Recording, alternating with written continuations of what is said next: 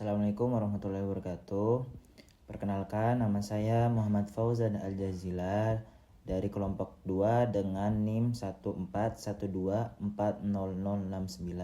Di sini saya akan membahas terkait dengan final project dengan materi analisis pricing strategy and still the customer pada industri coffee shop pada mata kuliah manajemen pemasaran lanjutan kelas EMB. Next. Nah, materi yang akan dibahas ada beberapa. Yang pertama dari pricing strategy, kemudian yang kedua dari still the customer, yang ketiga analisis STP, kemudian yang keempat strategi bisnis baru. Nah, kita akan bahas satu persatu. Nah, selanjutnya kita akan bahas pricing strategy. Nah, pada kelompok kita ini mengamati kurang lebih 3 coffee shop. Yang pertama ada dari coffee shop Chosan. Mereka memakai strategi berdasarkan premium casual pricing yang harganya kurang lebih di atas rata-rata 20.000. Mereka menjual tidak hanya dari kopi saja, tapi mereka juga menjual dari bagian pengalaman, yaitu dengan tempat yang lebih nyaman, tersedia dari fasilitas yang lengkap, bahkan cocok untuk mahasiswa yang ingin belajar dan para pekerja WFC. Kemudian dari coffee shop Nuju, mereka memakai strategi size base dengan value pricing yang harganya itu mulai kurang lebih dari 14.000 sampai kurang lebih 31.000. Dan itu tergantung dari ukuran masing-masing minuman. Ada yang ukuran yang normal, kemudian ada yang large, kemudian yang XL. Harganya bisa murah, tapi tetap punya pilihan yang banyak juga. Kemudian dari kopi kenangan, ya, mereka memakai strategi affordable premium plus bundling dengan harganya mulai dari kurang lebih di atas 15.000.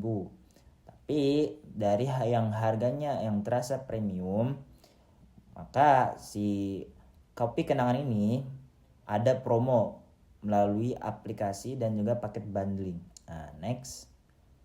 Kemudian ini ada tabel perbandingan harga. Nah, kalau kita bandingkan secara langsung dari ketiga coffee shop ini, yang pertama dari coffee shop Chosan itu dia harganya paling mahal. Kopi Nuju itu paling murah. Kenangan itu dia harganya kurang lebih tengah-tengahan, tidak terlalu mahal banget. Nah, dari masing-masing cafe tersedia juga promonya. Kalau di Cafe Chosan kurang lebih ada promo, tapi dia promonya tersembunyi karena lewat link dari Cafe Chosan tersebut.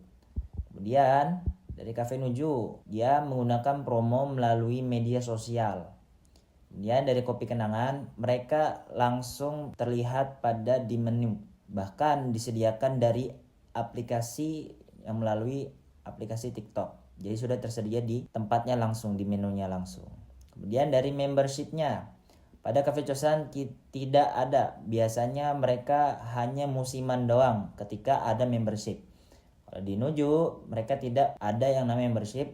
Di Kopi Kenangan sudah tersedia pada aplikasinya juga. Kemudian dari CRM-nya, Cafe Chosan sangat lemah, Cafe Nuju juga kurang lebih sama, mereka lemah, dan Kopi Kenangan mereka sangat kuat di bagian CRM.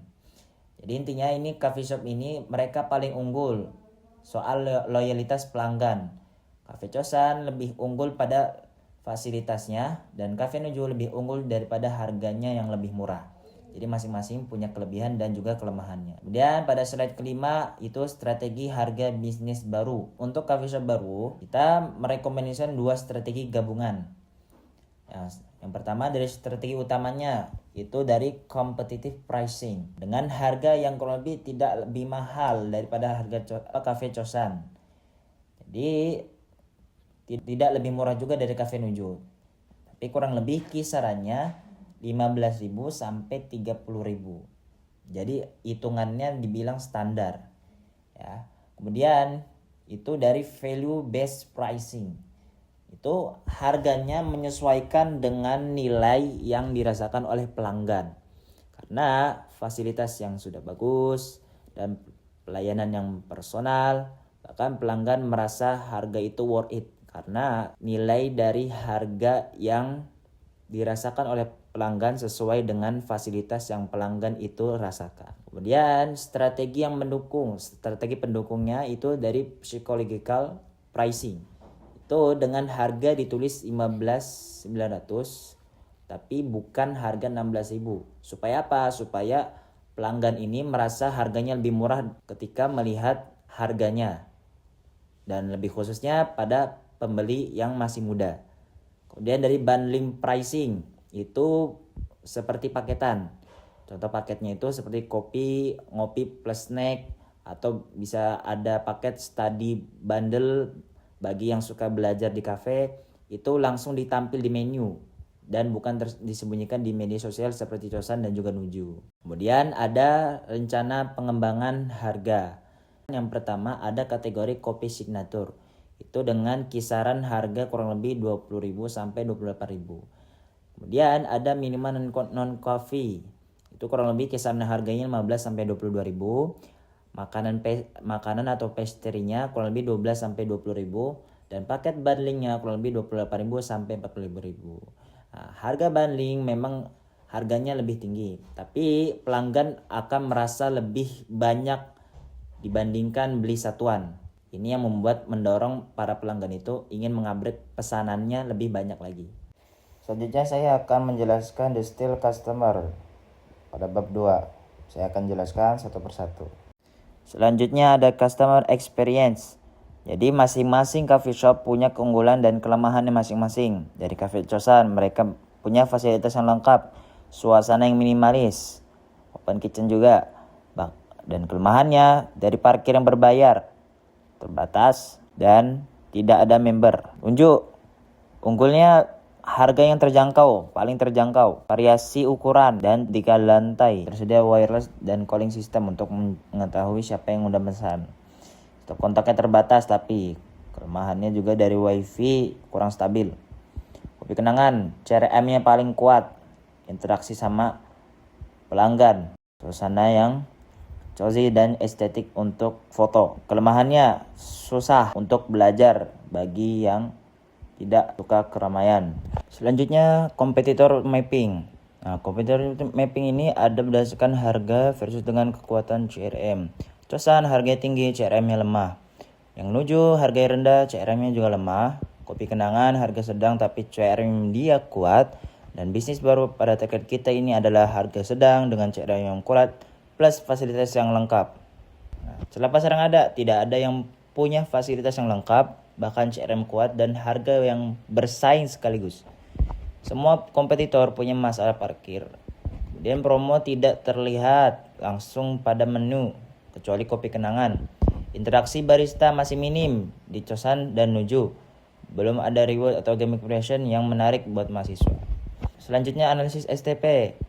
Segmentasinya siapa aja? Usia 18 tahun sampai 28 tahun. Pelayanannya paling ramah dan interaktif. Bahkan mereka merekomendasikan pesanan yang ada di menu kopi kenangan. Kurang lebih yang mahasiswa, bahkan fresh graduate dan juga yang WFC. Tinggal di Yogyakarta dekat dengan kampus atau kos.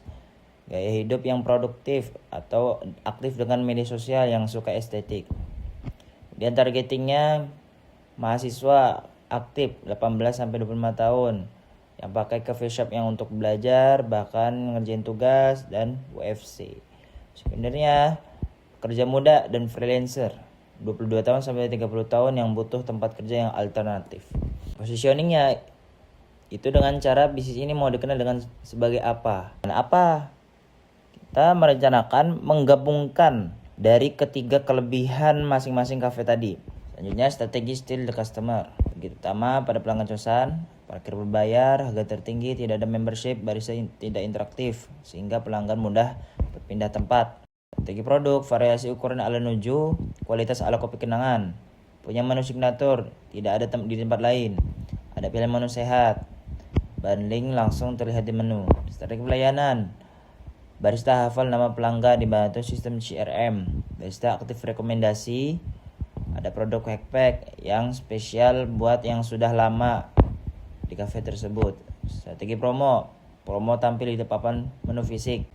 Aktif di TikTok dan Instagram. Program referral mengajak teman sehingga mereka dapat hadiah.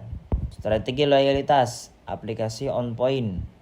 Setiap beli dapat poin ditukarkan dengan minum gratis. Tier membership, ada regular, silver, gold.